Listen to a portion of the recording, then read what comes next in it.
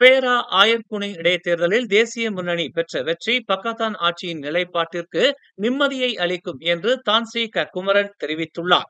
கடந்த ஒரு மாதத்திற்கும் மேலாக ஊடகங்களில் அம்னோவினர் அரசாங்கத்திற்கு அளித்து வரும் ஆதரவை மீட்டுக் கொள்வார்கள் என்றும் அதன் வழி ஆட்சி கவிழக்கூடும் என்றும் மஸ்ஜித் இந்தியா கோயில் விவகாரம் குறித்து ஊடகங்களில் இந்தியர்களுக்கு எதிராக பரப்பப்பட்டு வரும் செய்திகளால் ஆயர்குனி இடைத்தேர்தலில் மலாய்க்காரர்கள் மற்றும் இந்தியர்களின் வாக்குகள் பாதிக்கப்படக்கூடும் என்றும் பல அரசியல் ஆய்வாளர்கள் ஊடகங்களில் வெளியிட்ட ஆரூடங்களை புறம் தள்ளி நாட்டு நலனை மனதில் நிறுத்தி வாக்காளர்கள் வாக்களித்துள்ளனர்.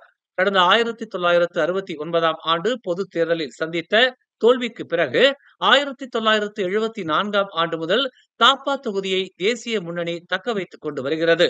தாப்பா தொகுதியில் இடம்பெற்றுள்ள ஆயர்குனி சட்டமன்ற தொகுதி வாக்காளர்கள் பொதுவாகவே தேசிய முன்னணியின் மீது பற்றும் நம்பிக்கையும் கொண்டவர்கள். 2 தவணை தாப்பா தொகுதியில் தாம் போட்டியிட்டுள்ளதால் இதனை தாம் அறிவேன் என்று அவர் தெரிவித்துள்ளார். கடந்த சனிக்கிழமை நடைபெற்ற தேர்தலில் 31,281 வாக்காளர்களை கொண்ட தொகுதியில் தேசிய முன்னணி வேட்பாளர் 11,065 வாக்குகளும், தேசிய கூட்டணி வாக்காளர் 6,059 வாக்குகளும், PSM வேட்பாளர் 1,106 வாக்குகளும் பெற்றுள்ளனர். செல்லாத வாக்குகளின் எண்ணிக்கை தெரியாத நிலையில் மொத்தம் 56 விழுக்காட்டினர் வாக்களித்துள்ளது மகிழ்ச்சியை அளித்தாலும் தேசிய முன்னணி வேட்பாளர் பெற்றுள்ள 30 விழுக்காடு வாக்குகள் அடுத்து வரும் பொது தேர்தலில் அம்னோவிற்கு பக்காத்தான் ஆட்சிக்கு பின்னடைவை ஏற்படுத்தக்கூடிய எச்சரிக்கையாக எடுத்துக்கொள்ள வேண்டும் என்று அவர் வலியுறுத்தினார். பக்காத்தான் அரசாங்கத்தினர் எடுக்கின்ற முடிவுகள் மக்களிடையே குழப்பத்தையும் சந்தேகத்தையும் ஏற்படுத்துகின்றன. குறிப்பாக மஸ்ஜித் இந்தியா இந்து கோயில் முஸ்லிம் பள்ளிவாசல் விவகாரங்களை குறிப்பிடலாம். இனம் சமயம் சார்ந்த பிரச்சனைகள் ஏற்படும் போது சமய சமுதாய தலைவர்களிடம் கலந்து ஆலோசித்து நடவடிக்கைகள் மேற்கொண்டால் சமுதாய நல்லிணக்கம் சமய சகிப்பு தன்மையை நிலைநாட்ட முடியும் என்பதை ஆட்சியாளர்களின் கவனத்திற்கு தாம் கொண்டு வருவதாக அவர் கூறினார். இந்நாட்டு இந்தியர்கள் எந்த கட்சியில் உறுப்பியம் பெற்றிருந்தாலும் நாட்டு பற்று நாட்டு நலனில் அக்கறை கொண்டவர்கள் என்பதை ஆயர்குனி இடைத்தேர்தல் நிரூபித்துள்ளதை மனதில் கொண்டு பிரதமர் அன்வார் இப்ராஹிமும் அமைச்சர்களும் நாட்டை ஆட்சி செய்யும்படி தான்ஸ்ரீ குமரன் கேட்டுக் கொண்டார். சீரடி சாய்பாபாவின் 9 படிப்பினைகள் எனும் நூல் நேற்று தோட்ட மாளிகையில் வெளியீடு கண்டது. இதற்கு தலைமை ஏற்று விழாவை அதிகாரப்பூர்வமாக மலேசிய அரிமா சங்கத்தின் தோற்றுநரும் ஓம்ஸ் அறவாரியத்தின் தலைவருமான ஓம்ஸ் பா தியாகராஜன் தொடக்கி வைத்தார்.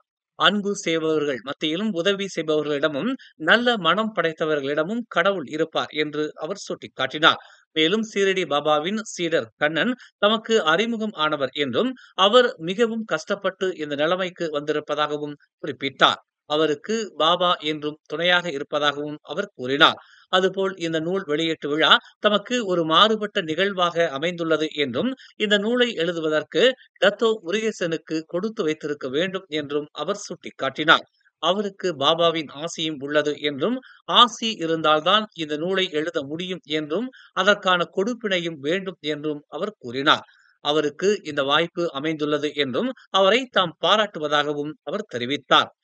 தாம் ஒரு வள்ளலார் பக்தர் என்பதை சொல்வதில் பெருமைப்படுவதாகவும் அவர் குறிப்பிட்டார். பாபா ஒரு மாமனிதர், அவருக்கு இந்த புத்தகம் அழகாக அமைந்துள்ளது. அதை எழுதிய முருகேசனை பாராட்டி வாழ்த்துக்களை தெரிவித்துக் கொள்வதாக ஓம்ஸ் பா தியாகராஜன் கூறினார். சமுதாயத்திற்கு நல்லது செய்பவர்கள் அனைவரும் கடவுள்தான். கொஞ்ச நாளுக்கு முன்பு கண்ணன் பாபா சென்டருக்கு என்னை அழைத்திருந்தார். அங்கு சென்று பார்த்தபோது மிகவும் மகிழ்ச்சியாக இருந்தது. அங்கு வள்ளலார் படம் இருந்தது. பாபாவிற்கு நாடு முழுவதும் மையங்கள் உள்ளன. அனைவரும் வழிபட்டு வருகின்றனர். அவருக்கு இந்த புத்தகம் எழுதும் பாக்கியத்தை முருகேசன் பெற்றுள்ளார். அனைவரும் இந்த புத்தகத்தை வாங்கி ஆதரவு தர வேண்டும் என்று அவர் கேட்டுக்கொண்டார். முதல் நூலை டத்து சகாதேவன் பெற்றுக்கொண்டார். மேலும் செய்திகளை தெரிந்து கொள்ள தமிழ் மலர் நாளிதழை பாருங்கள்.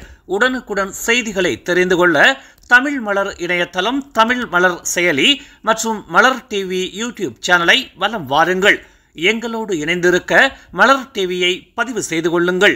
உறவுகள் மகிழ்ந்திட விருப்பம் மற்றும் பகிர்வு சேவையை சொடுக்கிடுங்கள்.